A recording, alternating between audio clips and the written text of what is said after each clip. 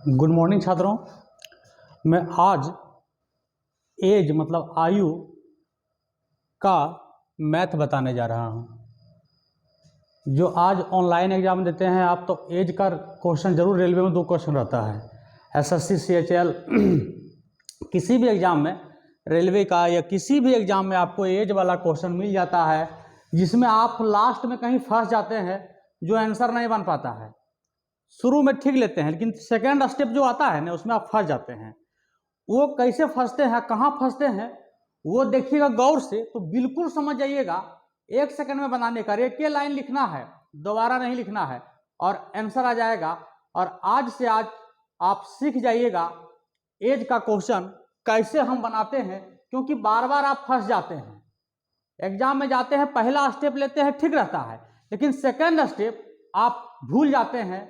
इसलिए वैसा क्वेश्चन को मैं कैसे दिखाता हूं बना के, आइए ध्यान दीजिए बाबू। जैसे ध्यान दीजिए बाबू, पिता की आयु है ना, वर्तमान आयु, पुत्र की वर्तमान आयु के 3 गुने से 3 वर्ष अधिक है। देखिए बाबू, ये पिता मतलब फादर और सन मतलब बेटा, लिख दीजिए। तब पापा क्या बोल रहे हैं अपना बेटा से कि हम तुम्हारे उम्र के, बेटा मान लीजिए n वर्ष का, ये वर्तमान का अंडरलाइन ले रख दीजिएगा। अंडरलाइन का मतलब समझेंगे कि वर्तमान है। अब पिताजी बोल रहे हैं कि हम अपना बेटा की उम्र से 3 गुना, देखिए 3 गुना से भी 3 साल बड़ा है, 3 साल बड़ा है, तो ये वर्तमान हो गया, वर्तमान हो गया। अच्छा बताइए आप, यदि आप 20 वर्ष के हो, तब 5 साल के बाद आप 25 साल के हो जाओगे ना, तो आप बड़ा होंगे ना, भविष्य में आपका उम्र प्लस हो जाता है।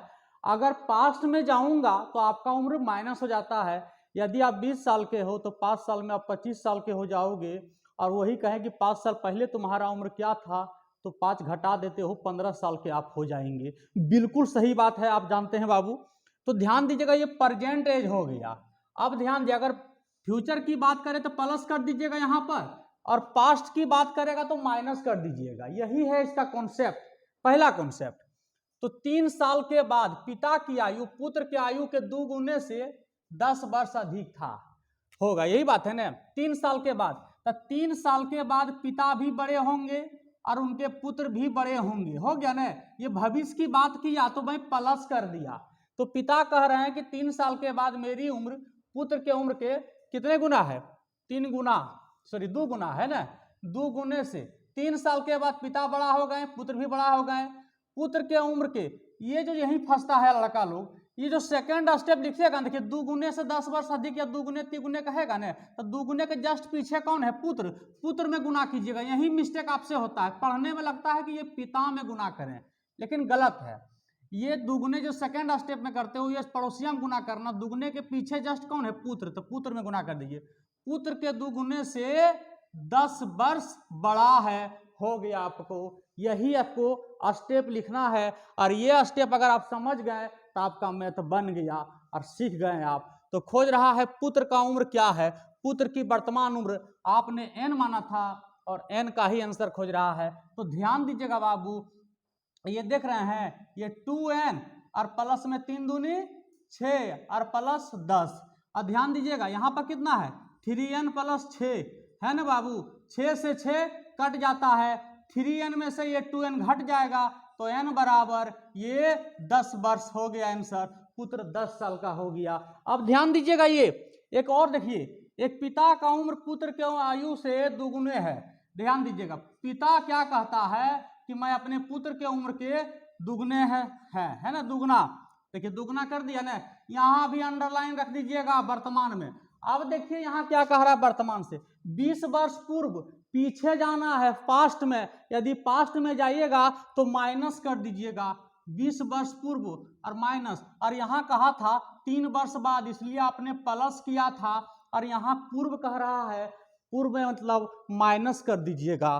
तो पूर्व कर दिया तो माइनस कर दिया, आप वर्तमान में माइनस कर दिया। क्या कहा, 20 वर्ष पूर्व पिता की आयु पुत्र से 12 गुना अधिक होगी। देखिए 12 गुना सेकेंड स्टेप में कर रहे हो ना, तो 12 गुना के जस्ट पीछे कौन है, पुत्र, तो पुत्र में गुना कर दीजिए बाबू।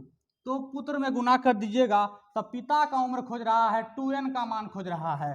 तो ध्यान दीजिएगा, आप देखिएगा 2n और माइनस 20 बराबर 12n माइनस 240। अब 12n में से 2n घटेगा, 10n, और 240 में से 20 घट जाएगा 220, n का मान कितना 22, तो पिता का उम्र है 2n, n का मान 22, तो पिता का मान है 2n, तो 22 दूना 44 वर्ष के पिता।